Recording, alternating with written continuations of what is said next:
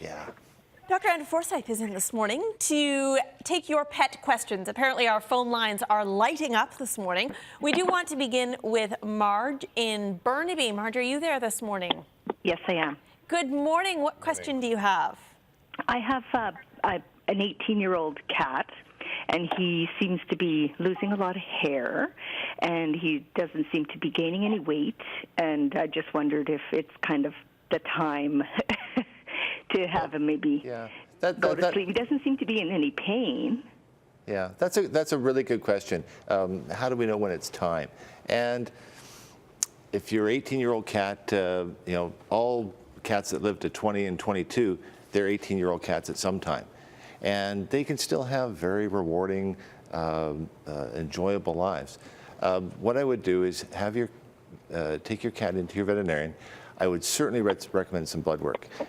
Cats that lose hair could have thyroid issues, all sorts of metabolic issues that you can manage quite easily, and maybe get your 18-year-old cat to 22 or 23 even. But it's certainly 18 is very good, and you've done super well.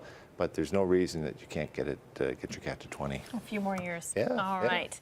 We have another call from Crystal in Gibsons. You have a budgie, Crystal. What's going on with your budgie? Well, all of a sudden the budgie has not stopped chirping. It's been like 3 days now. He's almost lost his voice. It's gotten so bad. And I'm actually quite concerned when he's sitting on his perch, his tail's going up and down. I'm quite concerned he's actually quite sick. Yes. Certainly when their tails are going up and down, that can be a sign of some respiratory distress.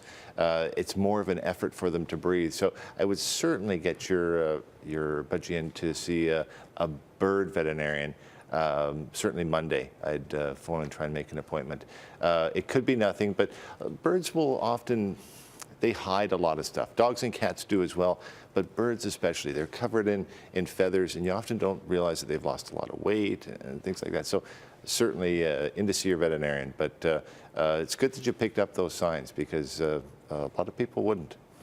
So. Thank you for your call. Jenny in Vancouver has a question about her Yorkie. Hi there. I'm wondering. Go ahead. Hi, I have a 6-pound Yorkie who's 2 years old, and he's just started recently to lick his paws all the time. I'm wondering if there's actually something wrong. Yeah, certainly there could be. Certainly dogs that lick their paws, sometimes there can be irritation in the paws. What you want to do is look between the pads and see if there's a lot of dermatitis, a lot of inflammation present. Sometimes you can have issues like allergies, you can have contact irritants, lots of different things with small dog paws. Again, in to see your veterinarian and have them check it out. Okay. The other thing with Yorkies, watch their teeth. They're one of the worst breeds for dental disease. So start brushing. Some good advice there.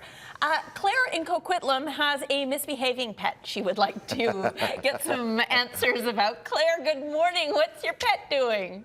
Hi, my daughter has a cat. We live downstairs and they live upstairs. And the cat, it's about 6 months old, I guess. I think it was born around May. And ever since we brought it home in July, it like pounces at you. Is biting your fingers, your toes. It takes its claws and it's scratching you. And we've tried like everything to stop it from doing this, and it still doesn't. I don't know if he wants to play or what he's doing, but he'll be sitting on your knee and all of a sudden he'll start biting your fingers and stuff like that. I'm just wondering what to do to stop him. Okay, what I think we can do here is there's a number of things that probably went on. This is play behavior for your cat.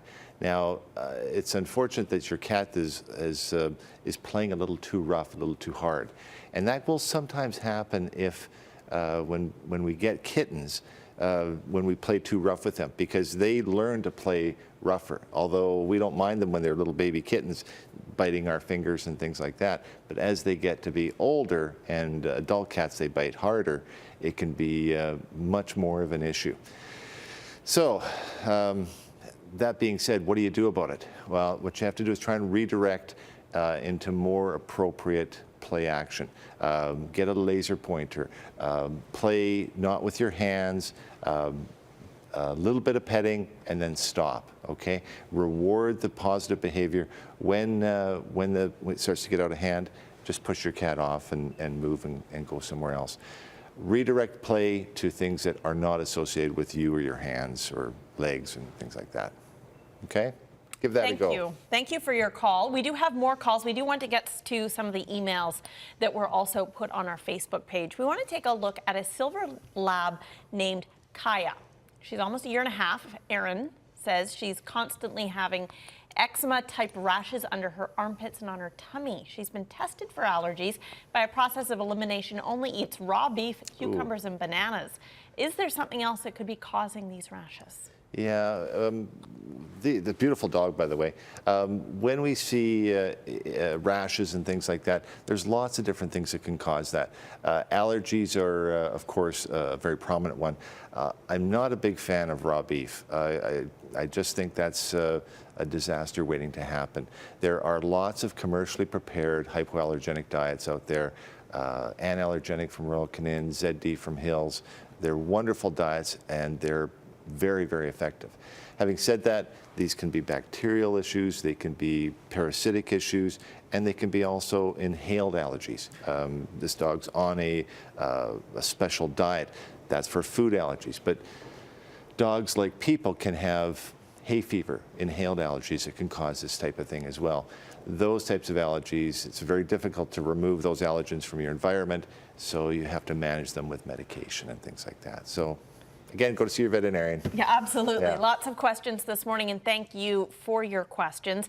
If you have more for Dr. Forsyth, go to his website, ComoLakeVet.com. You can also like him on Facebook, Como Lake Veterinary Hospital.